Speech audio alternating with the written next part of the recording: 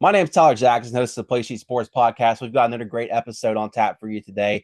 We're going to recap all the Week 9 action, including Independence Princeton, Bluefield, Greenbrier East, and some of the other games that have playoff implications.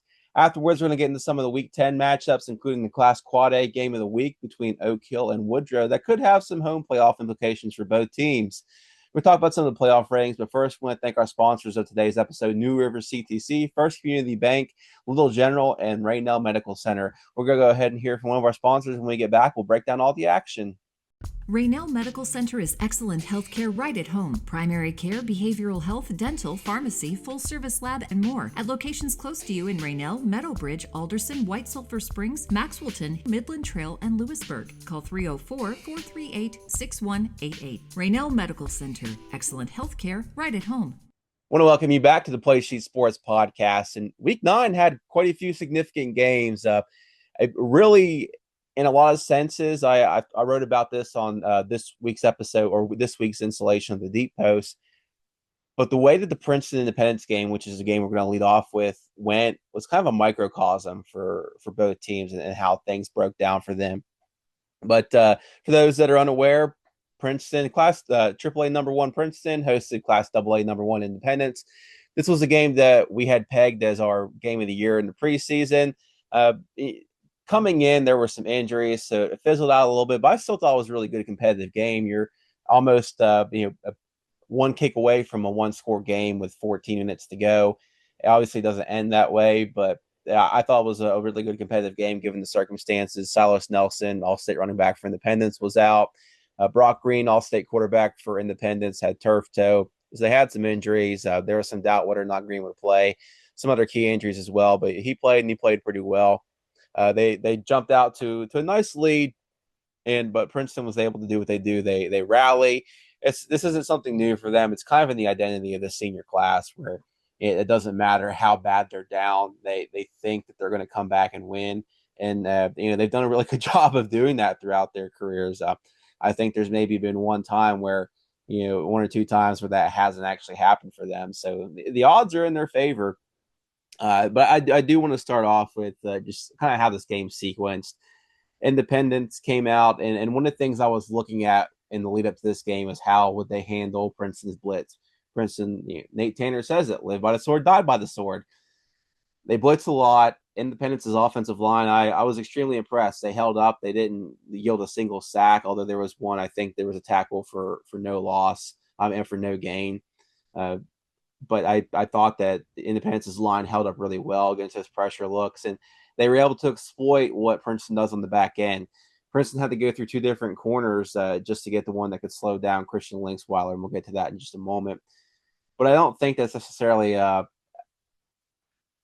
any sort of ramification or just a negative mark on these corners. The way that Princeton plays defense, it's a very taxing style. It puts a lot of pressure to defensive backs and corners. They have to hold up. I've talked about this several times, but I thought whenever Bluefield played Princeton, Bluefield had a really good game plan. They just weren't able to execute it. Just didn't get a really good game from their players and execution-wise. Independence, meanwhile, they had a good game plan and they were able to execute it. Christian Linksweiler, I believe, had 3 catches for 70 or 80 yards, and Caden Bradbury had one for 35 yards. They were able to burn Princeton deep and really kind of make them change the way they wanted to play defense a little bit as far as what matchups they used. But Independence, they get a 10-7 lead. And a lot of that comes on those explosive plays to Bradbury and Linksweiler. They get a 1-yard touchdown run. And Princeton has to punt at one point in the second quarter, down 10-7. And there's a timeout called there. And it reminded me of a timeout that Keith Taylor called last year when he was the head coach at Princeton, when they played Tazewell, when there were just a ton of penalties.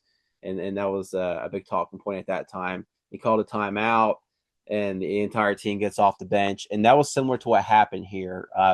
The whole team gets off the bench, and they kind of get calmed down. Brad Mosser talked about it after the game, but he felt like they were kind of at each other's throats. They get a defensive stop, and then they score twice more. They end up taking a 21-10 lead in the halftime, and things kind of get out of there. But I kind of want to get back to Linksweiler and just the impact that he had on that game, because it's very rare that you see a wide receiver take over a game the way that he did. They just really had no answer for him. They switched off Alex Cox. They started Alex Cox on him. They switched him off for JJ Campbell. There were just even without the catches, there were tons of penalties that were called just on the defensive players trying to guard Linksweiler. And at one point, they ended up putting Monster on him. Monster got flagged too for pass interference or a hold. And there was another one where I thought was maybe a little bit questionable at the goal line, but they didn't call it. So play stands as is. But he was a handful for them to try to slow down. They had a difficult time doing so, and Independence went away from him. And I think that they were matchup hunting because what they ended up doing is they went to their other receiver, KJ Vyers, on the other side, a freshman, again, who was lined up against Cox whenever they moved Cox. And Cox ended up with 2 interceptions, one that was negated by a penalty in the defensive backfield, and one that stood. But to me, they were hunting that matchup. And I probably would have liked to have seen them go to Linksweiler a little bit more because even it just didn't matter who they cycled through. There was either a penalty or something that was close or a catch. And I think that there was probably room to just keep chucking it deep. And I know that's a low percentage play, but as well as it worked, and if the line's holding up, and I know at the same time they wanted to protect Green with the injury. They don't want to get him more injured, especially with Nelson out until the playoffs. But I thought that was probably a viable strategy with the way that Linksweiler was taking them apart. And Nate Tanner gave him his flowers after the game. Just, we had to do different things. He was hard to stop, and we felt like we got a good matchup. But yeah, that's kind of the way that unfolded on that end. It was good to see him. He even had an interception off of a bobble, returned it about 30 or 40 yards or so. Independence came up empty on the drive, but just a really good game for Linksweiler. And I was kind of encouraged because every time that I've seen him this year in person, he hasn't had his best games. But when I watch him on film, he has really good games. He had a really good game last week against Barnesville. So it was kind of really nice to see him carry that over and have another good game. But I get back to what Princeton does and they refocus.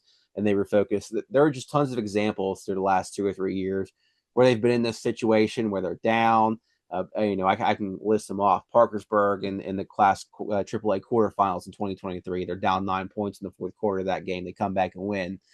They, going back to last year, they were down to North Marion, I think, by a touchdown or two in the second half, and they come back and they win that game. Parkersburg South, they were down 19 points in the fourth quarter and come back and win that game. This year, they were hit with adversity. In the Graham game, that was a competitive game for them. The Winfield game wasn't going their way. They find these plays. It's just hard to hold the dam for so long. You have to really capitalize on your opportunities whenever you're playing Princeton, which is as dynamic as explosive as their offense can be, especially with Mosser. And Independence, I think at some point there were a lot of field goals. And I understand the way they had to call offense just because they didn't really have much of a running game with Nelson out. But I probably would have liked to have seen there was a sequence in the third quarter. And I talked about it. I would have loved to have seen them probably go for it. It was like 4th and 3 inside the Princeton 20, I believe. And they elect to kick the field goal. It was 28-17 at that point. They elect to kick the field goal. It sails a little wide left. And on the very next play from scrimmage that counts, Brad Mosher scores a 94-yard touchdown. And that's pivotal. It's just hard to when you're in a game against a team like that to kind of trade field goals. But Independence' main goal is to compete, and I think coming out of there healthy somewhat, even though they didn't necessarily accomplish that. Landon Riddle suffered an ankle injury and sat out most of the game afterwards. So again, that's probably their key emphasis moving forward. One other thing that really stood out to me was just how good Chance Parker looked. Princeton's offensive line, I thought, held up pretty well too. And part of that is because I think they have a quarterback that also makes them right, and that also helps your cause a lot. One of the things that really stood out to me with Barker last year was whenever they played Beckley, I don't know that they intentionally hit him late, but there were a lot of late hits, and it felt like it eventually started rattling him a little bit. And, he just wasn't trusting what he was seeing. And this year, I feel like I'm seeing a completely different player in a lot of ways. He's a player that when he's running in the open field, he's seeking contact. So I don't know if that was something that was deliberate of him. He kind of looked at that game and was like, hey, like, other teams kind of feel like if they hit me, they can get me off my game. So he wants to kind of dole out the punishment. And he's done a lot of that this year. He did that again in this game. I think he rushed for 80 yards, which is a career high for him. almost as many as he's had in any single season of his career. He's become more of a threat in the running game. They use him more in design runs, but his ability to scramble and extend plays has become really one of his top traits. And I don't say that lightly. I think there were a couple plays in that game against Independence where Isaiah Conley, who I think is, if not the best defensive player in the area, the top two, really pressured him and moved him out of the pocket. But he was able to scramble and running and get positive gains on those plays. So I think that development as a player and seeking contact now, young fella, I might give you some advice. Don't always go looking for contact. As I've heard an NFL lineman say about a quarterback, I think it was actually about Joe Burrow. He got hit in training camp, and they had some words with the guy that hit him. It's like, that's all of our hopes and dreams. So they want to keep you as healthy as possible. So I know you want to establish that you're not going to be bullied, but maybe slide a little bit, get out of bounds. Try to preserve yourself as much as possible, because if Princeton wants to get where they want to go, which they feel like is going to be Charleston on that first weekend of December, they're going to need him to stay healthy. But I feel like it's just encouraging. You're seeing him take that next step, not just as a passer, but just as a full all-around player. So I thought that was a good game for him in that aspect. And it just never hurts whenever you have a good offensive line, a quarterback that can just make you right. You have a good athlete back there. And that's what Barker is. He's talked about over the last 2 years, he's wanted to add muscle. He's wanted to get stronger. And I think that those rewards and that work is showing up. So, yeah, just try to get out of bounds and slide a little bit more to make sure you stay healthy, because there are teams that are going to see that on film, and they're going to try to establish and hit you. Anytime they can get Barker out of the game is probably something that they're looking forward to. Not saying that they're going to hurt him on purpose, but let's not expose ourselves if we don't need to intentionally. But yeah, overall, and I want to move into the overall implications of this game. Princeton is going to finish their regular season undefeated again, follow up on last year's undefeated campaign. Although I don't think it will be quite as suspenseful as it was last year, where they needed that last second touchdown pass against South to keep it going. I think they'll handle Hurricane South Charleston pretty easily, to the fact that JV might be playing most of the second halves of those games. And with that, they'll lock up a 1 or 2 seed. From what I've seen, and there's a lot that goes into this, it's likely they'll end up as a 2 seed. 1 or 2, you still get home field advantage all the way to the state championship game, should you make it that far. So we'll see where exactly they land and how the bracket falls. But they have a chance to fall into a very interesting bracket again. There are so many, even with 2 weeks to go, there's so many interesting and like moving parts of this as to who lands where. So we don't exactly know what it's going to look like. So we just have to wait and see. But on the other side for Independence, this was a really tough week. I jumped the gun on Frankfort a little bit. I kind of counted them out, even though I probably shouldn't have. And my reasoning was they graduated so many All-Staters, it was hard to believe that they had that many more in tow. And man, they kind of laid it to Herbert Hoover. I anticipated Herbert Hoover would go up there and beat them, and that wasn't the case. So Frankfort and AA locks up, I believe, the number 1 seed. Something funky could probably happen if they lost to Kaiser. I don't think that's likely. I know it's a rivalry game, but I'd imagine that Frankfort wins that one. But Independence now, they're looking at a 3 or 4 seed. I think if they finish 9-1 still, they're looking at a 4 seed, unless Philip Barber falters somewhere along the way.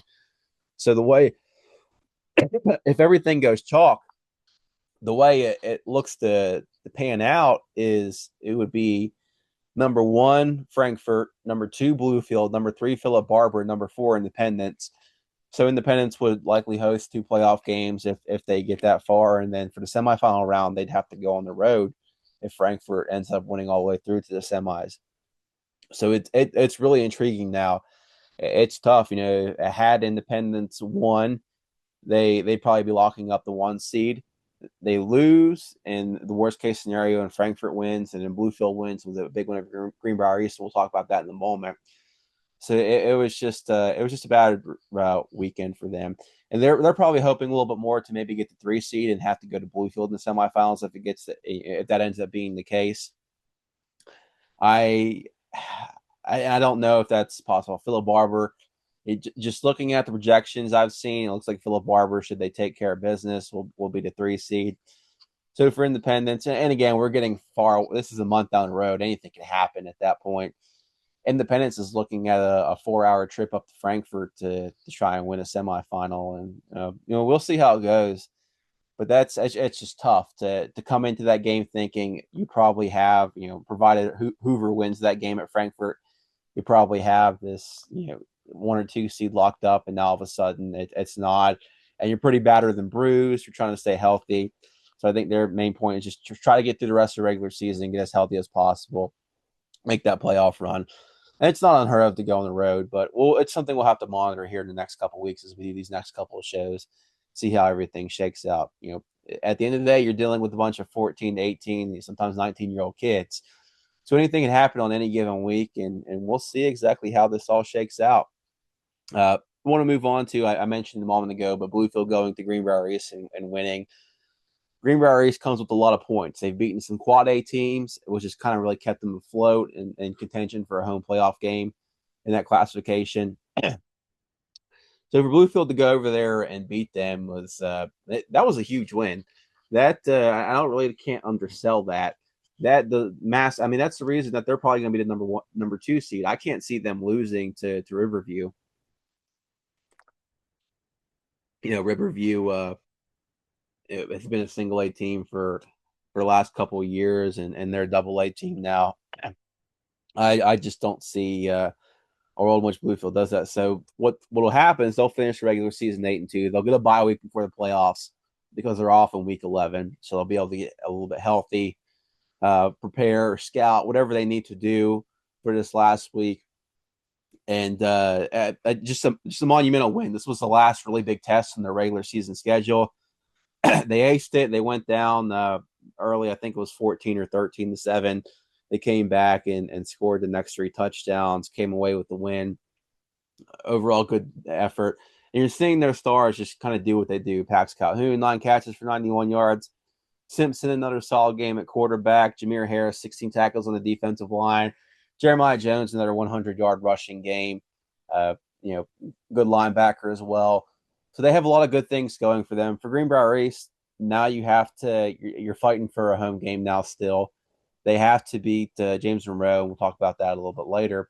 They have James Monroe on the schedule this week, and then they have a big game with Nitro to close the season. And I do believe that they'll end up beating James Monroe. And then you look to that final game, it's like, all right, what's up next? There's so much put on this Nitro game because Nitro is also in contention for hosting a playoff game. They probably need to win that game in order to do so. So that there's going to be a lot that's riding on that one. So Greenbrier East, while it's starting to tailspin a little bit, it's not entirely there.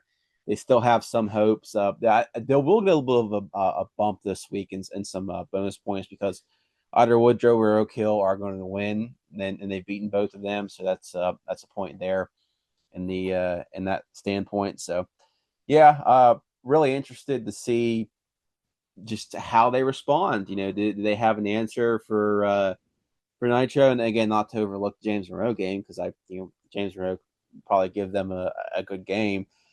But you'd imagine, given the talent that Greenbrier East has and twice the size of enrollment, that should be a game that they're favored in. But yeah, just another good quality win for Bluefield. Greenbrier East, you're not totally out of it. Just learn from what you can. They played a really tough schedule. Again, Bluefield might be a double A team, but they're really good. I think that they're good enough that they'd be a top 8 team in double A. In triple A. So, on paper, it doesn't look good, but that's still a good competitive game. And you get to look at some high tier players. Like I would say at least 3 of the players that Bluefield had in that game are all staters, possibly first teamers. So, just a lot to look forward to, but we're going to go ahead and take our first break. When we come back, we'll talk about some of the Week 10 matchups and playoff implications that come from those. Some see sports as just a game, but it's more than that. It's about building dreams, embracing teamwork, and pushing limits. With every play, every cheer, we're there rooting as partners in their journey. Because at First Community Bank, we believe the youth of today shape our community's tomorrow. Welcome back to the Play Sheet Sports Podcast. I'm your host, Tyler Jackson, and I said we wanted to talk about Week 10, but there was one Week 9 game that I wanted to talk about that I missed, and more so the team than the game itself. But Midland Trail up to 7-1 now with a 50-13 win over Liberty. Jaden Roop over 1,000 yards on the season. I probably pointed out numerous times, but it's kind of continues to exceed what they've had at running back the last couple of years, where it's been 600-yard seasons. And that's not really what they've become accustomed to at Trail. They're used to having a solid ground game with a good offensive line. So to see Roop get over 1,000 yards was pretty impressive. Had a really nice game, 5 touchdowns, really solid performance against Liberty. And I think what Midland Trail is doing is they're winning the games they're supposed to, and they're picking up quality wins along the way. You know, I know that not Midland Trail, but Nicholas County, they've had a tough go of it, but I still think that's an impressive quality win for Midland Trail. And obviously to go over to James Monroe and beat them, that's another quality win. And they have a chance to end the season 9-1. You know, they have Greenbrier West this week, which is a game that they should win. And then they have Lincoln County to close the season. I believe Lincoln County is AAA school. They bounce back and forth. But I'm pretty sure AAA, so there'd be AAA points to come from that. But yeah, there's a real opportunity to finish 9-1, and if so, I think they host a playoff game. There's an opportunity, I think, to be the 7th seed. If and again, there's so many factors that that go into determining the seeds and who's going to be where. So it's really difficult to say for sure. But just the prognostications I've seen, they end up at 7. I think they get a decent matchup, a really winnable one. They could. I'm pretty sure that they're probably playoff compliant now as far as their bleachers and seatings go, with the renovations they've done to the facility. But do you have the opportunity to host a playoff game? And we'll see what happens from there. But yeah, another quality win for Midland Trail. Really just nice to see what they've done to turn around. I know Jeremy Moore, last year, he was really excited about what that senior class and what that team would be able to do, and they just weren't able to do it. I think they finished 4-6, missed the playoffs. So, yeah, sorry, got a dog over here that wants to play, and now he's coughing. First on the docket is our game of the week, and that is Oak Hill going to Beckley. A matchup between the number 11 and number 10 team. Beckley comes in at number 10, I believe. Oak Hill at number 11. Oak Hill's 5-3, I believe. Beckley is, I think, 4-4. I have to double check on the record, but either way, matchup of two teams that I don't know the exact math, but I'd imagine that given where they are in the playoff seeding, there's an opportunity to still host a playoff game for both of those teams. And a lot of that's contingent on the result of what happens on Friday. This is, I don't know what the status is on Beckley quarterback Gage Wright. He left the Princeton game 2 weeks ago. He ended up being carted off the field. It's my understanding he did. He was able to have feelings, so there's encouraging news on that. But Gage Burdett started at quarterback for them last week, and man, it's really unfortunate the way that game unfolded. They battled back, they took the lead, and then Spring Valley scored the final touchdown and went for 2, ended up winning by 1 point. I think 29-28 was the score. That ultimately was the difference. And that's really tough. I feel for a team in that it's just tough to be in that situation. You're replacing your starting quarterback, and Burdett played some quarterback last year, so it's nothing new for them. But it seemed like a lot of things clicked for them. A.J. Thomas had a really good game. You go on the road, you're trying to pick up, you're trying to overcome those demons from years past, and you're still in contention for hunting for a home playoff game, that first one in I believe 24 or 25 years, and you lose a game on a 2-point conversion. It's just tough, but I think there are probably encouraging things to take away from that. They competed, and I think that's what's different is, in years past, there are some of these games where they were losing, where they get to the second half of the season, where it was Huntington or Spring Valley, and it would just get out of hand. They competed this year. And now they still have a chance to rectify this against Oak Hill. Oak Hill's had their number. These games have been one-score games the last 2 years. I think Oak Hill led by 2 scores at one point in the second half.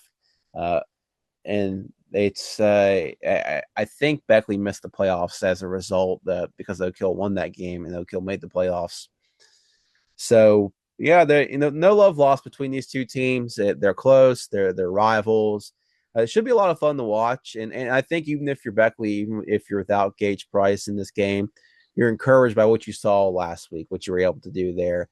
And that's something that, it might be on film, but there's not a ton of it on film. So you have an opportunity to try some new things out against Oak Hill. For Oak Hill, they had hit a really bad spurt there in the middle of the season where things were starting to spiral.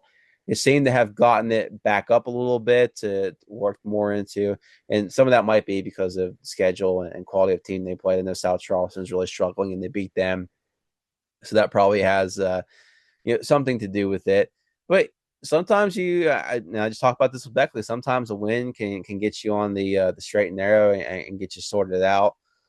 So we'll see if that's the case there. I know that they went with Antoine Hicks at quarterback. I don't know if that's an injury thing as it was previously.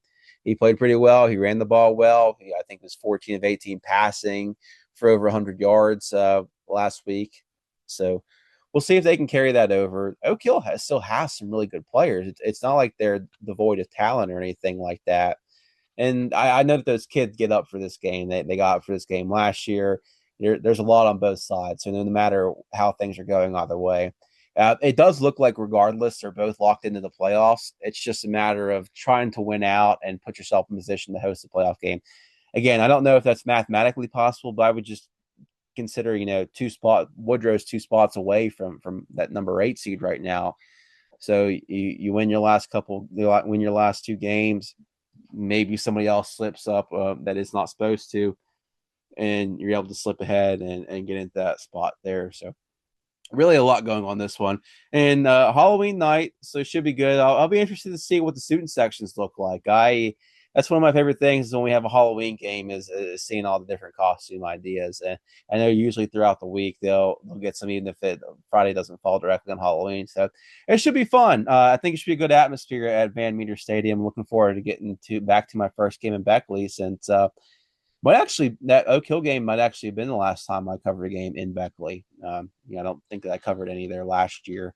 So yeah, should be fun. Facility's nice, turf's nice. We'll see.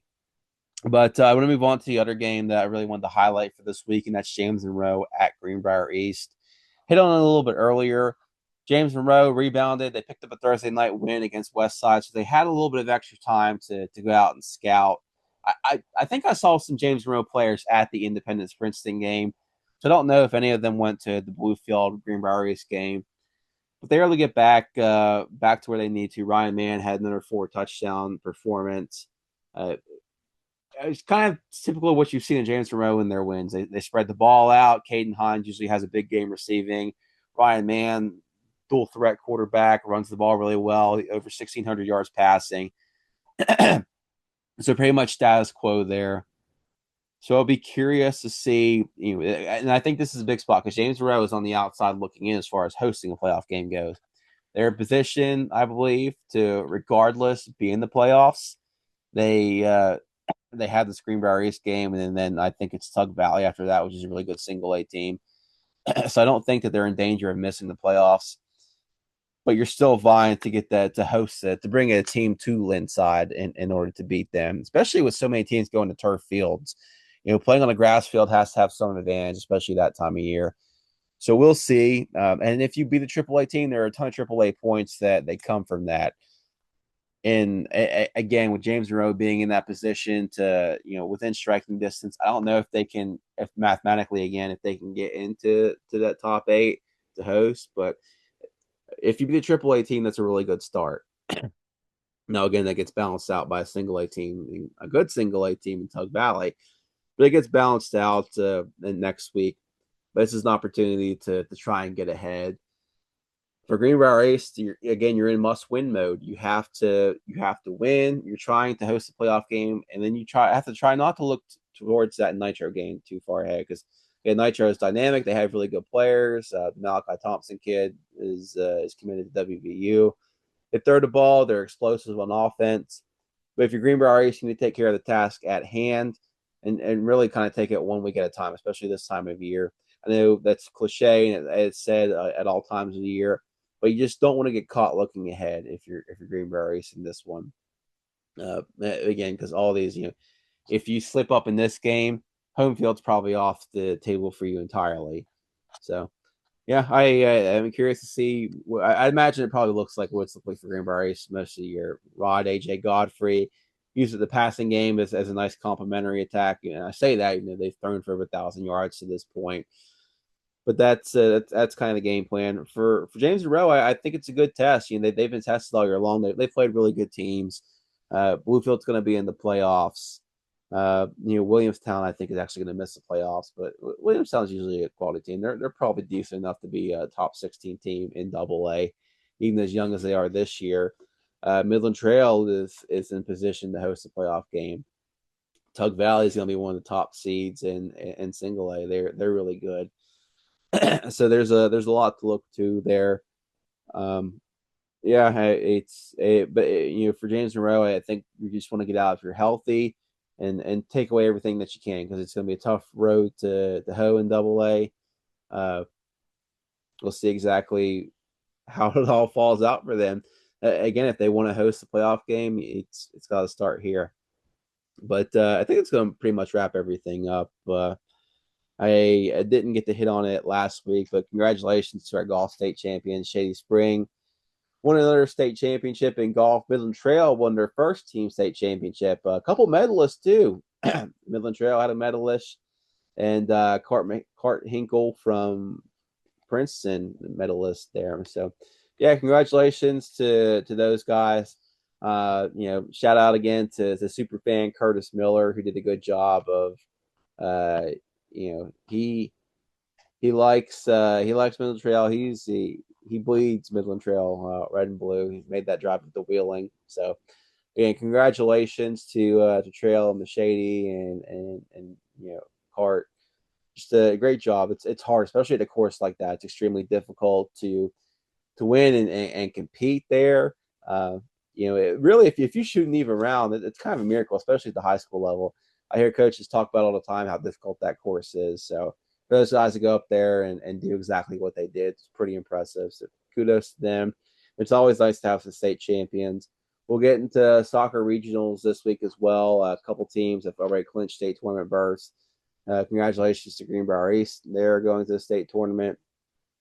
In girls soccer, at the time of filming this, boys game had not yet completed, but they were up 2-0 when I last checked. Beckley boys have a chance to defend their state title. They've lost just one game this year. They'll get GW on Thursday, so it should be another good one. We're in the midst of volleyball regionals, so they've got a lot going on. If you're looking to catch some games, now's a really good time. Things start to heat up, and it's not just it's just not football. A lot of it's geared towards football, but volleyball and soccer are right there, and we'll have the state championships in Beckley for soccer. So it's getting exciting, and we'll ramp up the basketball, but we're gonna slow our horses down a little bit because we got a month before we get into all that. But once again, I want to thank you for tuning into the Play Sheet Sports Podcast, and special thanks to our sponsors from New River CTC, Raynell Medical Center, First Community Bank, and Little General. Couldn't do what we do without them. And we're just extremely grateful, not only for their support of us, but their support of local athletics from all around the area. With that said, we'll see you next week.